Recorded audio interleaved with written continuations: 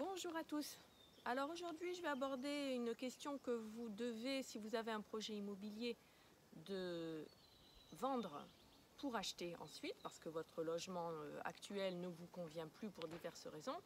Eh bien, vous allez vous poser la question obligatoirement, est-ce que vous vendez d'abord et vous cherchez ensuite votre logement, ou est-ce que vous vous donnez la possibilité de trouver votre bonheur avant d'avoir vendu? Donc la première option qui est effectivement prise la plus fréquemment, c'est de vendre d'abord pour acheter ensuite. C'est clair que si vous prenez cette option, vous avez une visibilité parfaite par rapport à votre projet immobilier. Donc, vous avez vendu votre appartement à un certain prix et vous allez aller voir votre banquier ou courtier financier pour qu'il valide avec vous est-ce que vous pouvez emprunter davantage et jusqu'à combien, pour avoir une idée précise du budget que vous avez pour acheter votre nouveau nid douillet.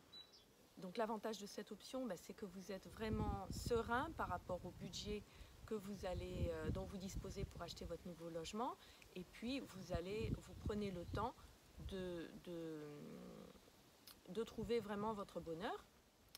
L'inconvénient, c'est que si vous n'avez pas trouvé votre bonheur avant d'avoir vendu votre appartement, eh bien vous allez devoir prendre une location, ce qui va occasionner des coûts, et vous allez devoir faire au moins 2 déménagements, ou en tout cas prendre un garde-meuble. Pour pallier à cette difficulté, vous avez tout de même la possibilité de faire une vente longue, c'est-à-dire que vous spécifiez dès la mise en vente de votre appartement que vous vous donnez la possibilité de ne quitter votre logement, par exemple, qu'au mois de décembre, alors que théoriquement, si vous aviez une offre aujourd'hui et que vous signez un compromis au mois de mai, vous devriez quitter votre appartement au mois d'août.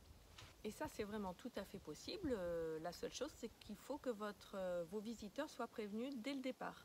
Voilà. Après, bien sûr, si vous trouvez votre maison plus rapidement, la vente peut se faire plus rapidement et vous quittez votre appartement plus vite. Donc, je vous ai expliqué les avantages et inconvénients de cette première option qui est la plus fréquemment adoptée. Maintenant, la deuxième option qui consiste à chercher son bien à acheter en même temps qu'on vend est beaucoup moins fréquente parce qu'en fait, vous avez peur de souscrire un prêt relais qui a très mauvaise réputation. Alors, je ne suis pas la spécialiste du prêt relais. Vous avez votre banquier ou un courtier financier qui pourra très bien vous expliquer les tenants et aboutissants de cette option.